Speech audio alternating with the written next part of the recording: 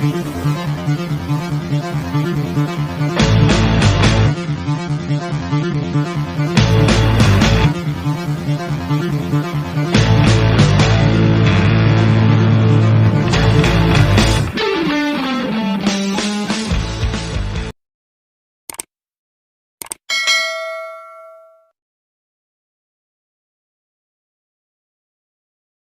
कहानी प्रस्तुत कर रहा हूँ जिसका शीर्षक ऐसे तो कुछ नहीं है, लेकिन समझने के लिए लालच एक बुरी बला है, इस विषय पर है।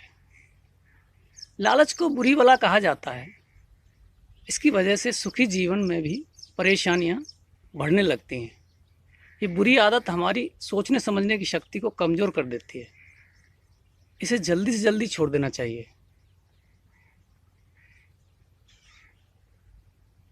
गांव में एक पति पत्नी सुखी जीवन जी रहे थे। पति दिन भर राजा के यहाँ मेहनत करता था और उस काम की एवज में एक स्वर्ण मुद्रा नित्य कमा लेता था। वह व्यक्ति बहुत ईमानदार था, इस कारण राजा का प्रिय भी था। उसकी पत्नी भी बुद्धिमानी से घर चलाती थी। एक दिन महल से घर लौटते समय उस व्यक्ति को एक यक्ष मिला। यक्ष ने उस व्यक्ति से कहा कि मैं तुम्हारी ईमानदारी और मेहनत से बहुत खुश हूँ, इसलिए मैं तुम्हें सोने के सिक्कों से भरे 7 घड़े दे रहा हूँ। तुम्हें ये घड़े मैं अपने घर में मिल जाएंगे। व्यक्ति बहुत खुश हुआ। घर पहुंचकर पूरी बात पत्नी को बताई। अंदर कमरे में जाकर देखा तो वहाँ 7 घड़े रखे हुए थे। उनमें से 6 घड़े तो सोने के सिक्कों से पूरे भरे हुए थे, लेकिन एक घड़ा थोड़ा सा खाली था। 7वें घड़े को देखकर पति को गुस्सा आ गया और बोला, यक्ष ने मेरे साथ धोखा किया है। पति गुस्से में उसी जगह पर पहुंचा जहां उसे यक्ष मिला था। यक्ष प्रकट हुआ और उसने कहा कि 7वां घड़ा तुम अपनी कमाई से भर लेना, इसलिए खाली छोड़ा। यक्ष ने सोचा कि थोड़ा सा घड़ा भरने में कुछ ही दिन लगेंगे, मेरे पास बाकी 6 घड़े तो पूरे भरे हैं। घर आकर उसने पत्नी से कहा कि 7वां घड़ा हम खुद भर लेंगे। अगले दिन से पति पत्नी ने बचत करनी शुरू कर दी और खाली घड़े में सोने के सिक्के डालना शुरू कर दिए।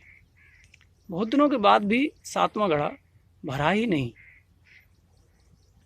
धीरे धीरे पति बहुत कंजूस हो गया। वह खाली घड़े को जल्दी से जल्दी भरना चाहता था। घर में पैसों की कमी आने लगी। घर के दूसरे कार्यों में सुचारू रूप से चलने में दिक्कत आने लगी। व्यक्ति की पत्नी ने उसे समझाने की कोशिश की, लेकिन वह नहीं माना। कुछ ही दिनों में घर की शांति भंग हो गई। बात बात में लड़ाई झगड़े होने लगे। सुख के दिन दुख में बदल गए। जब राजा को मालूम हुआ कि सेवक के घर में धन की कमी हो गई है, तो उन्होंने 2 स्वर्ण मुद्राएं रोज देना शुरू कर दी। लेकिन इसके बाद भी सेवक का सुख चैन वापस नहीं आया। एक दिन राजा ने सेवक से पूछा कि क्या तुम्हें किसी यक्ष के 7 घड़े दिए थे? सेवक ने कहा, जी। सेवक ने पूरी बात राजा को बताई। राजा ने सेवक से कहा कि तुम अभी जाकर 7वां घड़े यक्ष को वापस कर दो, क्योंकि 7वां घड़ा लोभ का है, ये कभी भी भरेगा ही नहीं। लोभ की भूख कभी शांत नहीं होती है। सेवक को राजा की बात समझ आ गई और उसने 7वां घड़े यक्ष को वापस लौटा दिए। इसके बाद पति पत्नी दोनों सुखी रहने लगे। इस छोटी सी कहानी की सीख यही है कि लालच से बहुत बड़ा नुकसान होता है और इसे जितनी जल्दी समझ में आ जाए त्याग देना चाहिए, तो जीवन सुखी जिया जा सकता है। आज एक कहानी प्रस्तुत कर रहा हूँ जो बहुत ही प्रेरक है। इससे सुनकर और पढ़कर आपको अपने जीवन, सामाजिक परिप्रेक्ष्य और अंतरात्मा में झांकने के लिए प्रेरणा मिलती है। सुनिए इस बहुत ही उपयोगी कहानी को। किसी शहर में एक अमीर व्यापारी अपनी 4 पत्नियों के साथ रहता था। वह अपनी चौथी पत्नी को बाकी पत्नियों से ज़्यादा प्यार करता था। वह उसे बहुत खूबसूरत कपड़े खरीद के देता और स्वादिष्ट मिठाइयाँ खिलाता। वह उसकी बहुत देखभाल करता था। वह अपनी तीसरी पत्नी से भी प्यार करता था। उसे उस पर बहुत गर्व भी था, लेकिन वह उसे अपने मित्रों से दूर रखता, क्योंकि उसे डर था कि वो उसको छोड़कर किसी दूसरे आदमी के साथ भाग न जाए।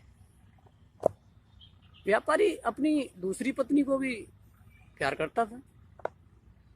दूसरी पत्नी उसकी बहुत देखभाल करती थी और व्यापारी उस पर काफ़ी भरोसा भी करता था।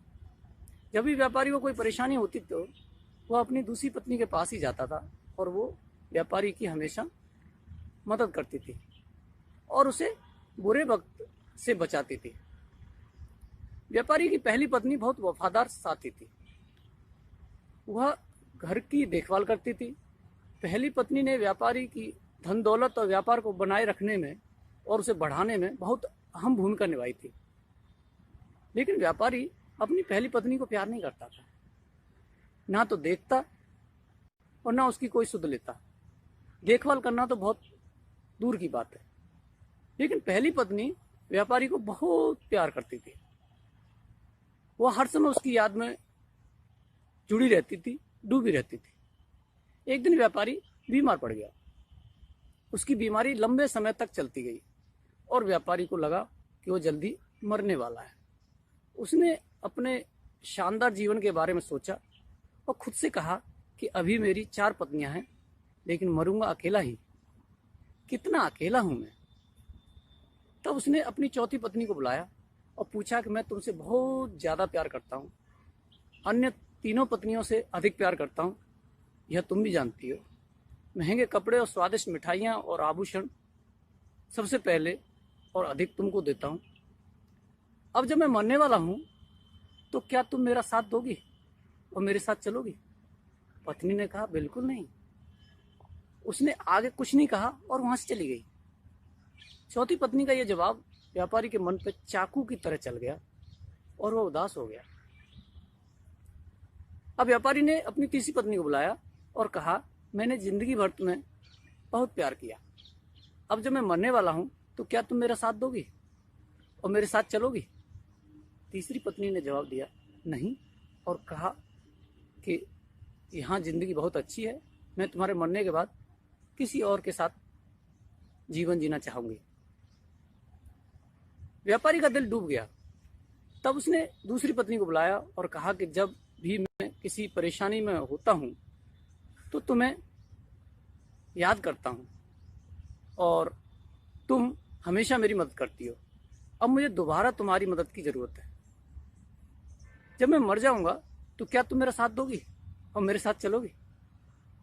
तीसरी पत्नी ने जवाब दिया, मुझे माफ़ करना, मैं इस बार आपकी मदद नहीं कर सकती। हाँ, कब्र में तुम्हें दफनाने तक तुम्हारे साथ चलकर जरूर आऊँगी। इस उत्तर से तो उसे जैसे व्यापारी को बहुत ठेस पहुंची। तब एक आवाज़ आई, मैं तुम्हारा साथ दूंगी और तुम्हारे साथ चलूंगी जहां तुम जाओगे। व्यापारी ने देखा, ये पहली पत्नी थी, यह उसकी आवाज़ थी। वह काफ़ी दुर्बल पत्नी थी, जैसे कि कुपोषण की पीड़ित हो।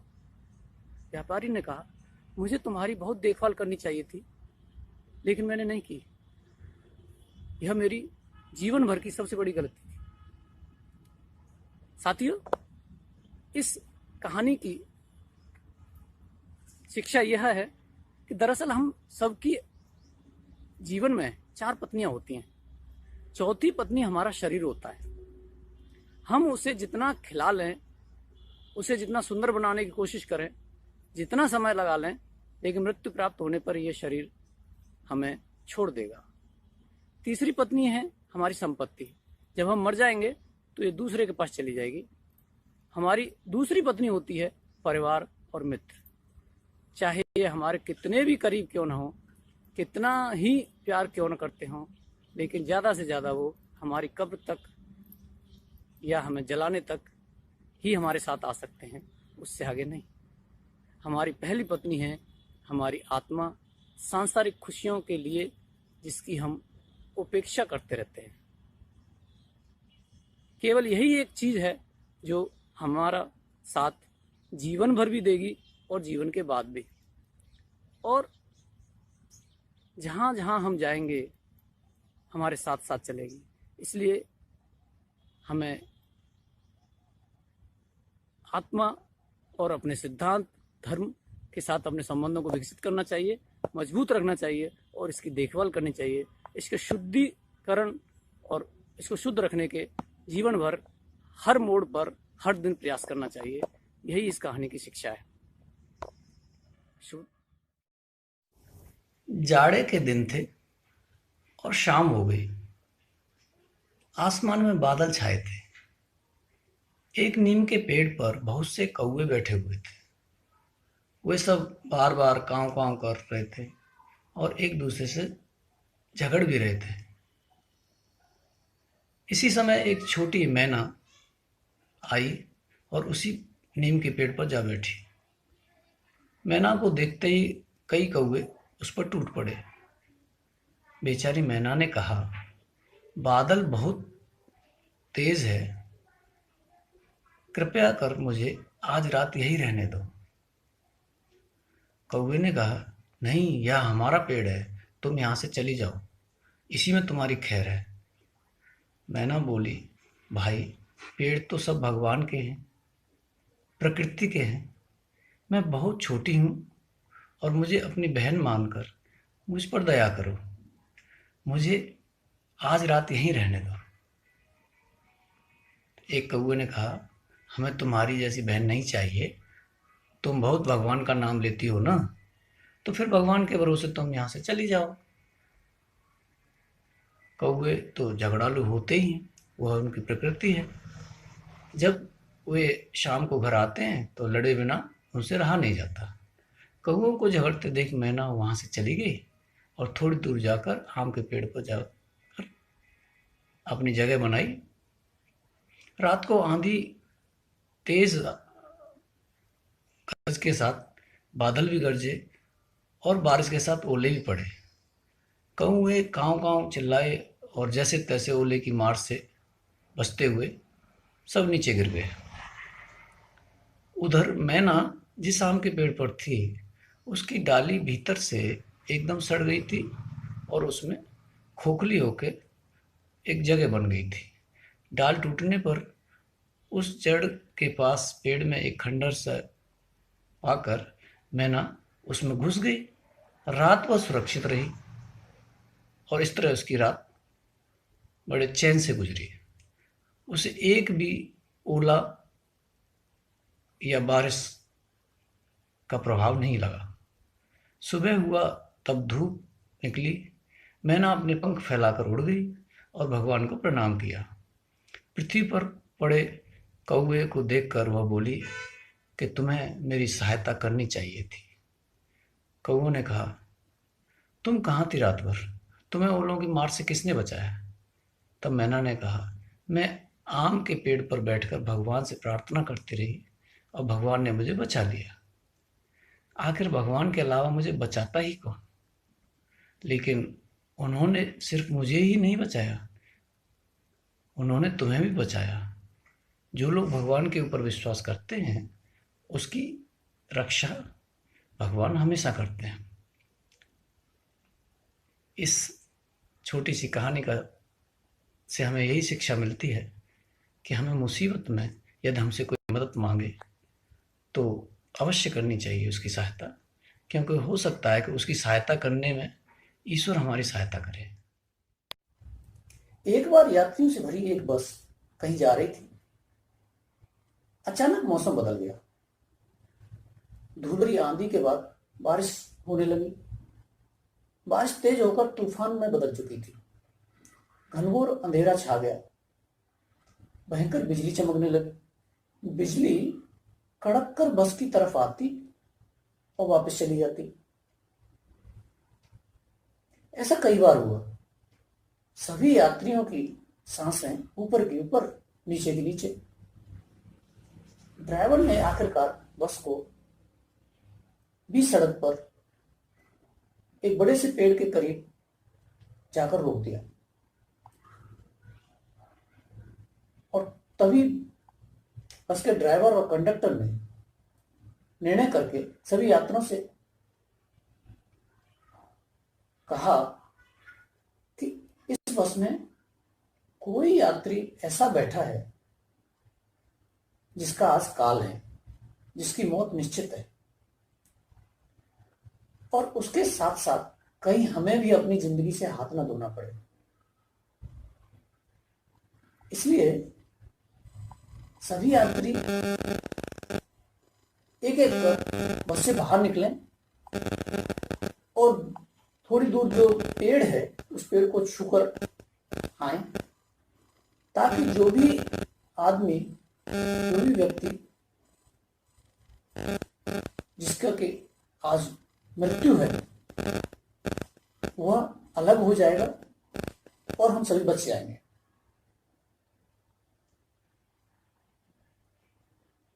सभी यात्रियों ने यह निर्णय स्वीकार कर लिया, क्योंकि सभी को डर लग रहा था, सभी मौत से भयभीत थे। सबसे पहले जिसकी बारी आई उसको 2-3 यात्रियों ने बड़ी मुश्किल से समझाइश करके जबरदस्ती धक्का देकर बस से नीचे उतारा और वह बड़ी घबराते हुए पेड़ के पास गया। उसने पेड़ को छुआ और फिर भागकर आकर बस में बैठ गया। इस तरह से एक एक करके सभी यात्री पेड़ तक जाते, पेड़ को छूकर आते और आकर बस में बैठ जाते। सभी का अनुमान था कि अभी बस में जो आदमी बैठा हुआ है वह अभागा है, उसकी मौत निश्चित है, और जो लोग पेड़ को छू के आ रहे हैं वो सभी एक तरह से पास हो जा रहे हैं। डरते डरते पेड़ से हाथ लगाकर यात्री आते और बस में बैठ जाते। यह क्रम चलता रहा। इसमें यात्रियों के साथ बस कंडक्टर और ड्राइवर भी शामिल हुए। अंततः एक आदमी बच गया। आखिर में एक आदमी तो बचना ही था। तो जब एक व्यक्ति बच गया, उस व्यक्ति की तरफ सभी बड़ी संशय, घृणा और भय के साथ देख रहे थे।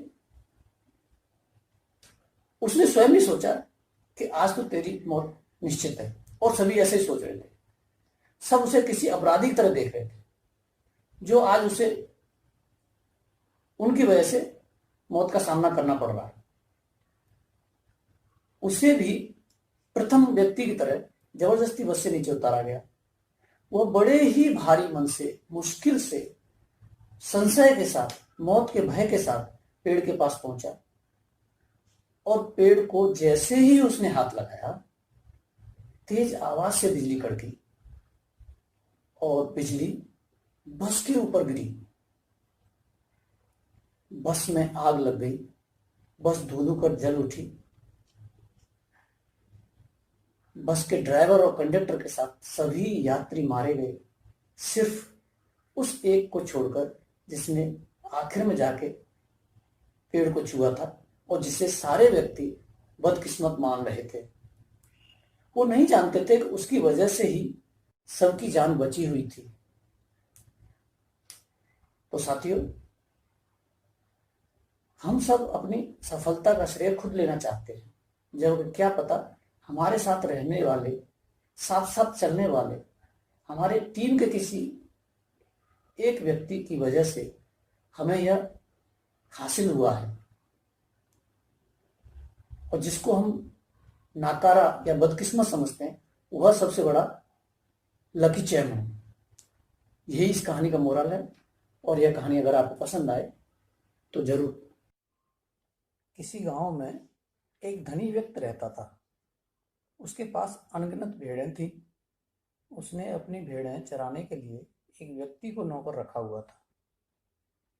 एक बार उस धनी व्यक्ति को ऐसे स्थान पर जाना पड़ा जहां समुद्र था। वह समुद्र किनारे तट पर बैठ गया। सुबह का समय था और समुद्र भी शांत था। वह तट पर बैठा ठंडी हवा का आनंद ले रहा था और दूर लंगर डालकर खड़े जहाज़ों को देख रहा था।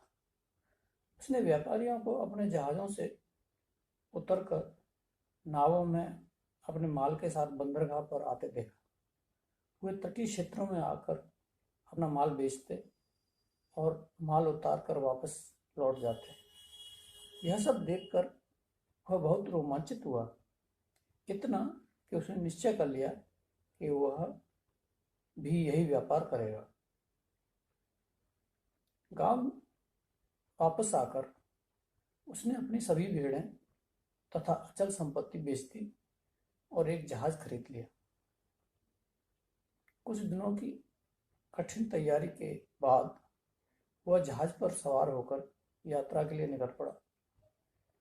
3 दिनों तक यात्रा सुखद रही।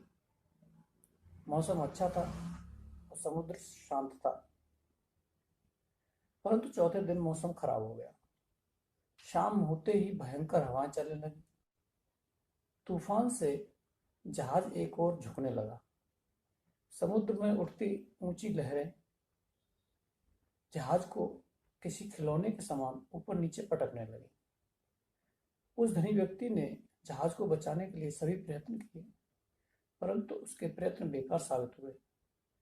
जहाज जोर की आवाज के साथ पानी की सतह पर उभरी एक चट्टान से टकरा गया और फिर डूब गया। उसके सभी कर्मचारी मारे गए, केवल धनी व्यक्ति ही जीवित बचा। वह एक जीवन रक्षक नौका द्वारा किसी प्रकार समुद्र के तट पर पहुंचा। उसके बाद किसी प्रकार बचता बचाता अपने गांव पहुंचने में सफल हो गया, मगर उसका सब कुछ अब तक नष्ट हो चुका था।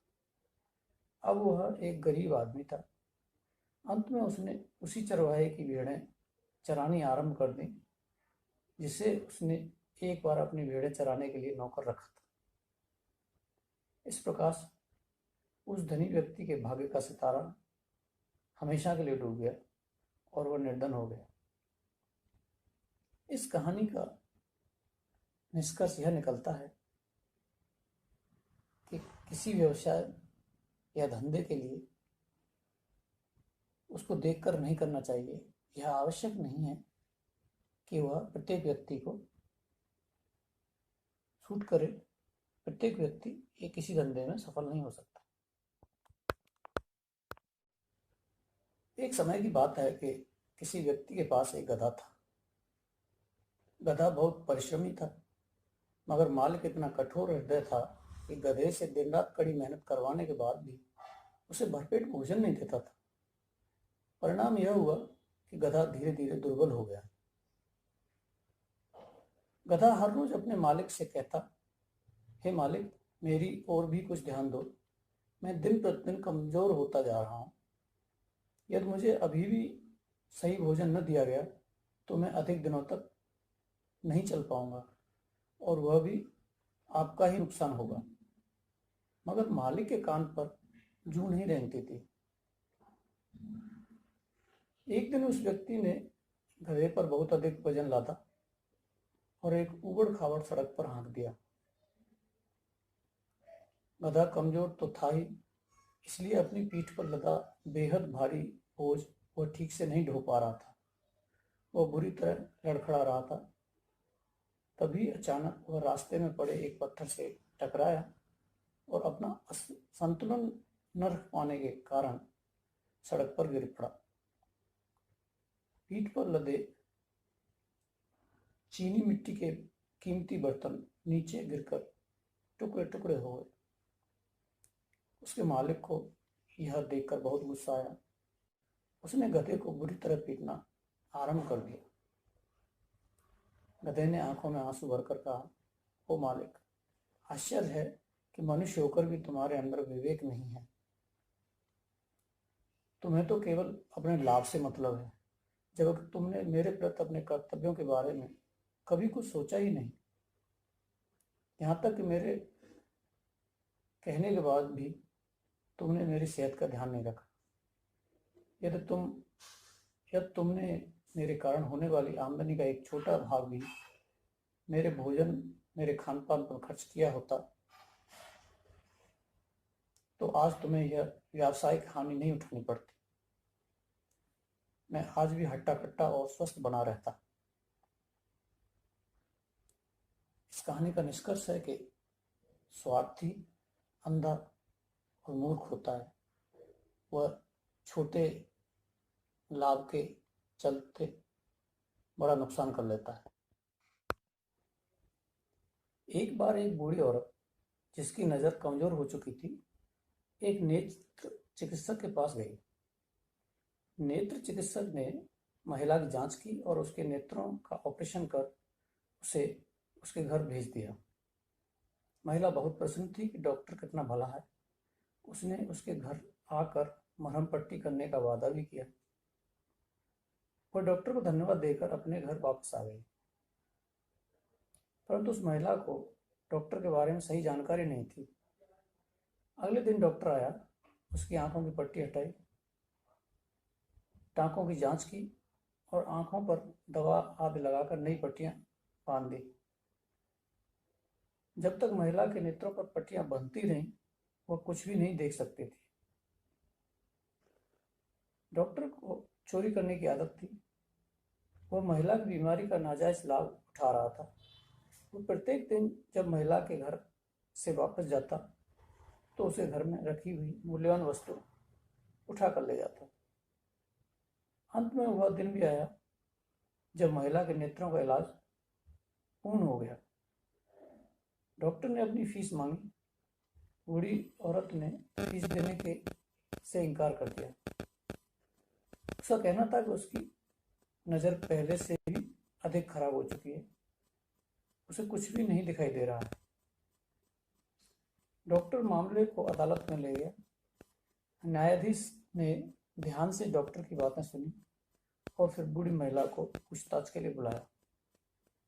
उस बूढ़ी महिला ने कहा, आदरणीय, यह सही है कि इस नेत्र विशेषज्ञ ने मेरे नेत्रों का उपचार किया था, मगर फीस मैं तभी दूंगी जब मेरे नेत्रों का पूरा इलाज हो जाएगा। श्रीमान, इलाज से पहले मैं अपने घर में रखी सभी मूल्यवान वस्तुएं देख सकती थी। यह डॉक्टर इतना भला था कि रोज मेरे घर में आकर मेरी पट्टियां बदलता था।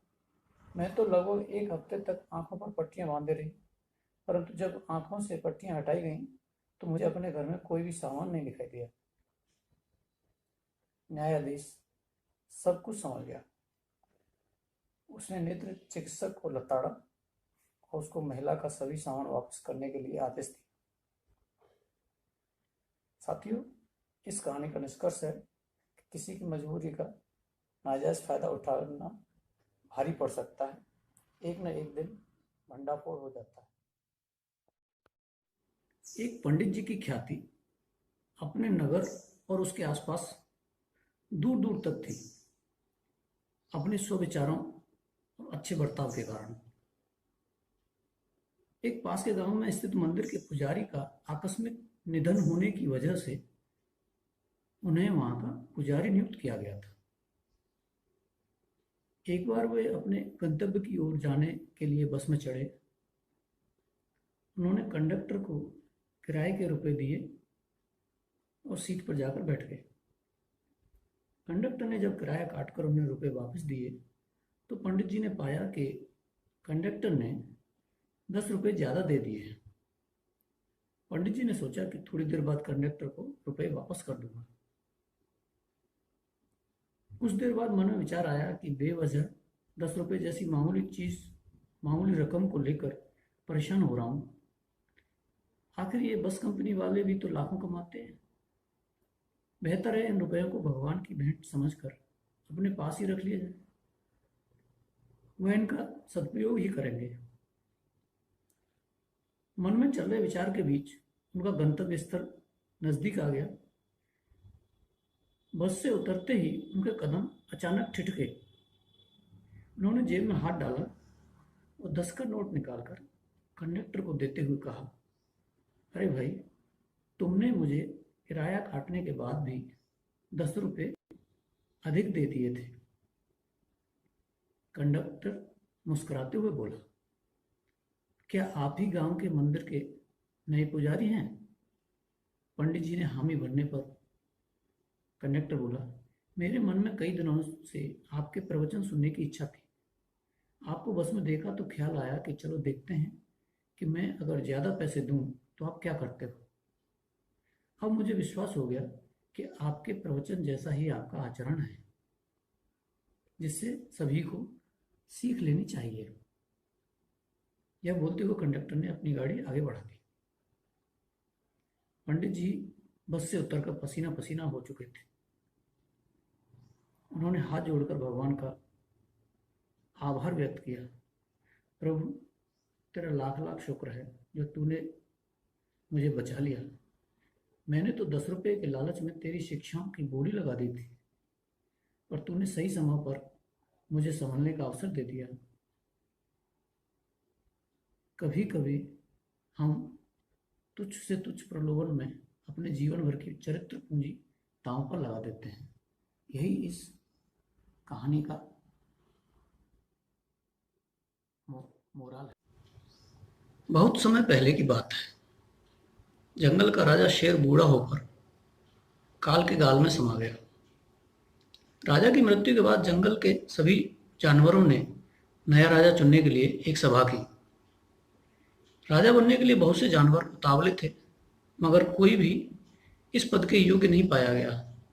काफी देर तक चली बहस के बाद एक बंदर को, जो शारीरिक रूप से बहुत विशाल था, राजा मनोनीत किया गया।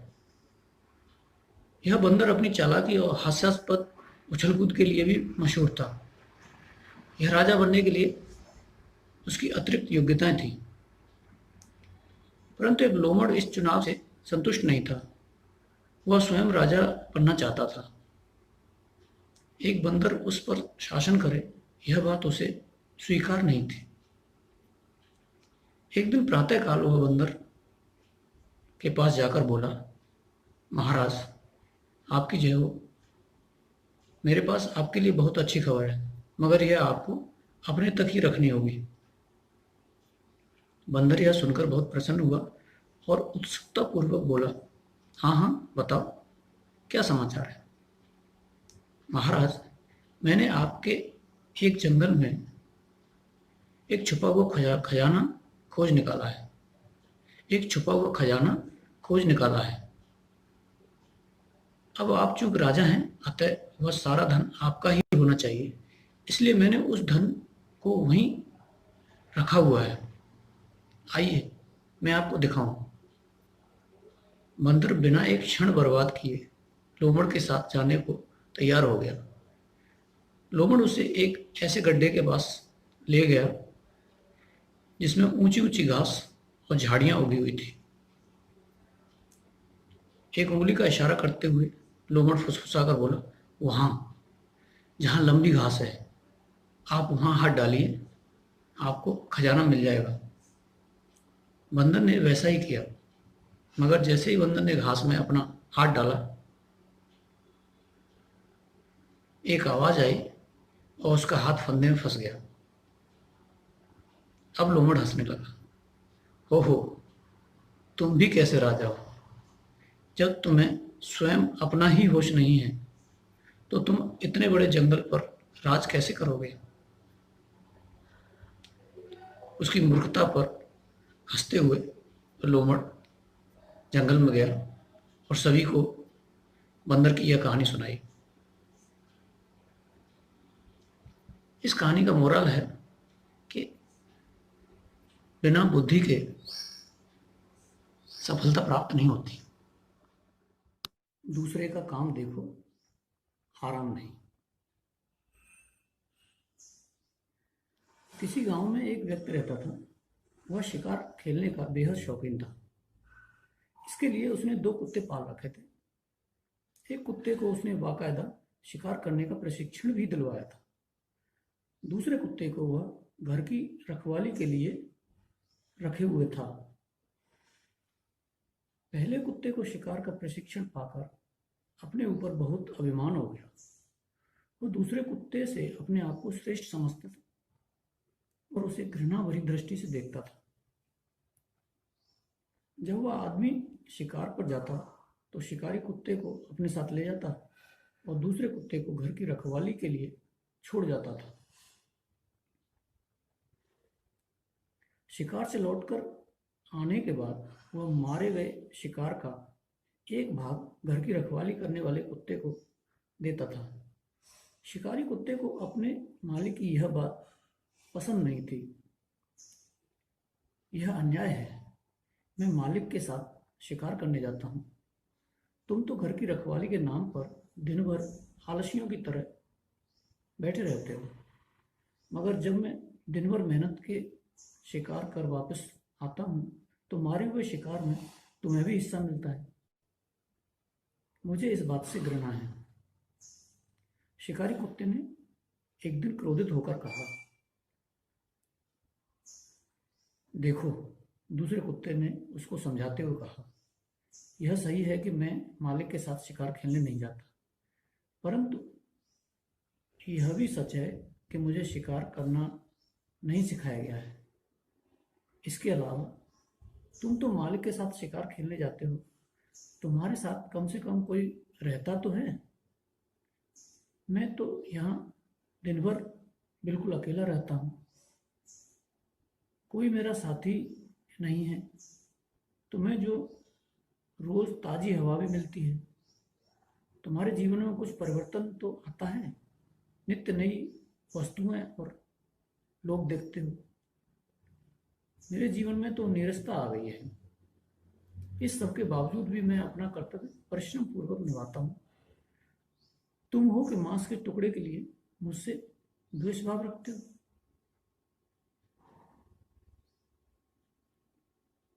यह विचार सुनने के बाद शिकारी कुत्ते को अपने ऊपर शर्मिंदगी महसूस होने लगी। इस कहानी का निष्कर्ष है कि ईर्ष्या शत्रुता की जननी है और हर एक के कार्य की अलग अलग उपयोगिता है। एक बहुत ही जोरदार कहानी लेके आया हूँ,